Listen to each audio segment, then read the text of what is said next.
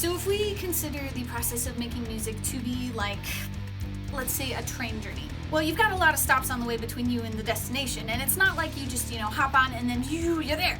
No, you gotta make a stop at like actually writing something. You gotta make a stop at actually recording something. You gotta make a stop at actually mixing something.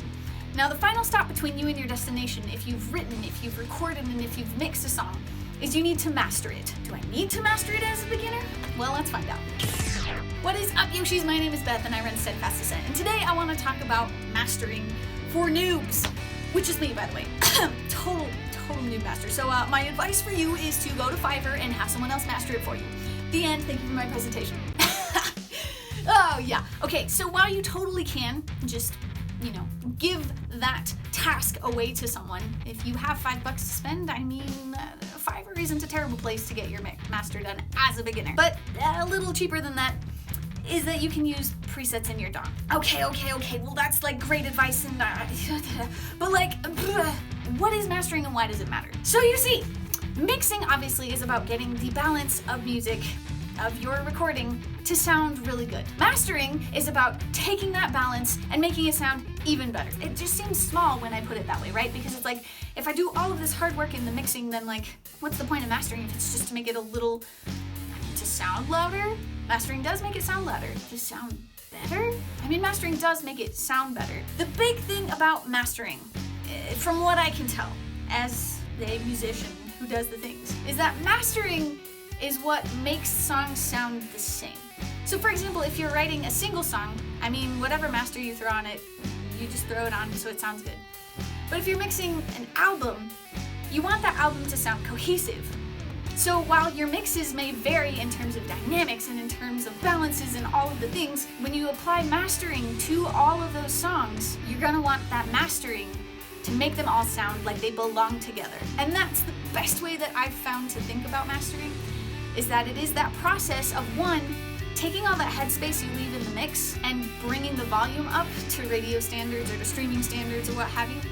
But it's also about making the whole song sound a certain way. So what's the difference between an indie band and a folk rock band? Oftentimes the difference is mastering, in the sense that these two bands make the same noises and they make the same sounds, but because one person has done it, who may or may not be a professional, who may or may not whatever, for an independent artist, and a professional who has a standard and who has the industry around him to tell him what to do, the end sound is going to be different. And it's done that way on purpose, and you should do it on purpose too. Again, as a beginner, because of the finesse-ness of mastering, it's not something you really need to worry too much about. Honestly, you go into Logic and you hit that stereo output track with a setting, a preset mastering setting, and you choose the one that you like the best. That's great, mastering 101. Totally works. Or if you are really concerned about the cohesiveness of an album or whatever, you might want to outsource that process or learn about it. Unfortunately, I cannot teach you about it any more than this, so as a beginner, don't sweat mastering too much. It is definitely a stop you need to make on your train journey from no song to finished song, but you shouldn't be sweating it. You should be making more music and listening to more songs and doing the more references and or finding someone else to teach you how to do those things so that you can become a better musician. But again, you're never going to get to mastering if you don't do the mixing, and you're never going to get to do mixing if you don't get to recording, and you're never going to do recording if you don't get to writing. So honestly, my dudes, what are we doing here? You should be writing right now.